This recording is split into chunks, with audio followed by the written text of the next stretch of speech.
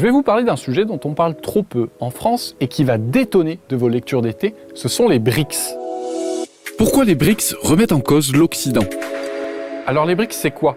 En fait, c'est un acronyme pour désigner le Brésil, la Russie, l'Inde, la Chine et l'Afrique du Sud, et ça fait BRICS. Joli jeu de mots, non? Le terme a été inventé, et c'est ça qui est fou, en 2001 par Jim O'Neill, économiste de la grande banque américaine Goldman Sachs. L'idée était de regrouper ces différents pays aux caractéristiques similaires, avec un fort potentiel de développement économique et démographique. 4 chiffres pour vous donner un petit aperçu.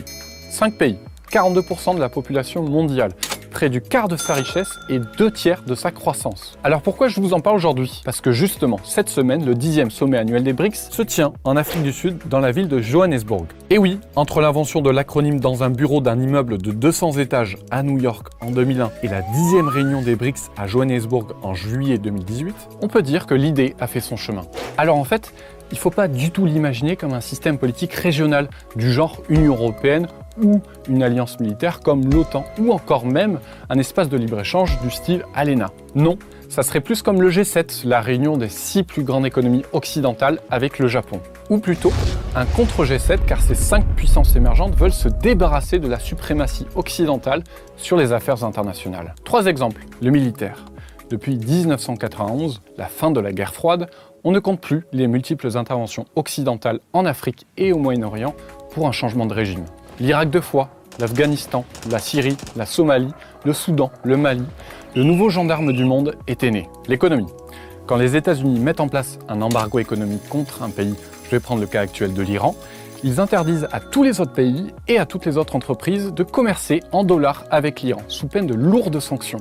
C'est d'ailleurs ce qui s'est passé avec la BNP, qui s'est vue infliger une amende de 9 milliards de dollars par le Trésor américain. Enfin, sur les valeurs. Quand Emmanuel Macron et plein d'autres encore parlent de valeurs universelles et de communauté internationale, en fait, ils parlent de l'Europe et de l'Amérique du Nord. 3 pays sont intervenus, et je vous le dis avec beaucoup de franchise, pour l'honneur de la communauté internationale, pour justement, dans un cadre légitime, multilatéral. Oui, en fait, on peut surtout remplacer universel et international par occidental. Donc, cette initiative des BRICS reflète une évolution des rapports de force dans le monde actuel. Les États-Unis ne sont plus l'hyperpuissance et son unilatéralisme, très bien représenté par Donald Trump en ce moment, souligne paradoxalement que le monde actuel est en train de devenir multipolaire. C'était le sens de la dernière réunion des BRICS en 2017 à Xiamen en Chine, où la déclaration finale s'intitulait « Un ordre international plus juste et plus équitable ». Alors je vous vois venir, ok, c'est bien beau, tous ces pays, ils se réunissent une fois par an, et ils sont contre les États-Unis, mais ça sert à quoi concrètement? Alors à votre avis, qu'est-ce qui peut être concrétisé en premier pour unir plusieurs pays? C'est d'abord, évidemment, des projets économiques. Par exemple, de nombreux accords économiques bilatéraux ont été signés entre la Russie et la Chine, Pékin étant le plus gros partenaire commercial de la Russie. Les investisseurs chinois sont également très présents au Brésil avec le lancement d'un fonds sino-brésilien de 20 milliards de dollars pour moderniser les infrastructures brésiliennes. Alors justement, dans le cadre des BRICS, on peut tout à fait parler des routes de la soie de la Chine à l'Europe en passant par l'Inde et la Russie. Toujours dans ce domaine, la nouvelle banque de développement qui a été créée à Shanghai en 2015. À cela se rajoute une réserve propre de 100 milliards de dollars entre les banques centrales. 2 initiatives mises en place pour donner le change à la Banque mondiale et au FMI, fondées et entretenues par l'Occident.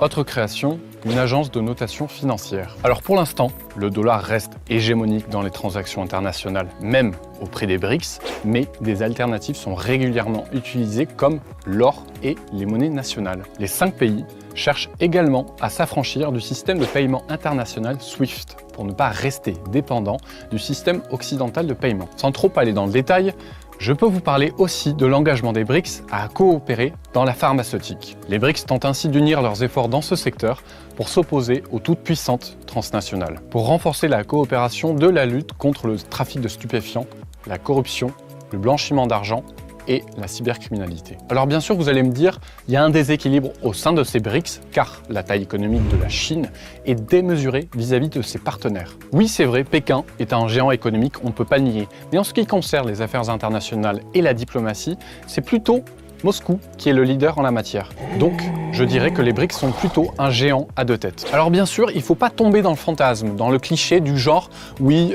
les BRICS sont la nouvelle alliance contre l'impérialisme occidental ». C'est faux, c'est absolument faux. Les BRICS veulent remettre en cause le leadership de l'Amérique du Nord et de l'Europe. Cette évolution, et c'est un long processus, est en train de se dessiner dans les rapports de force économiques et diplomatiques. C'est tout pour aujourd'hui. J'espère vous avoir apporté des réponses ou au moins des questionnements. À bientôt!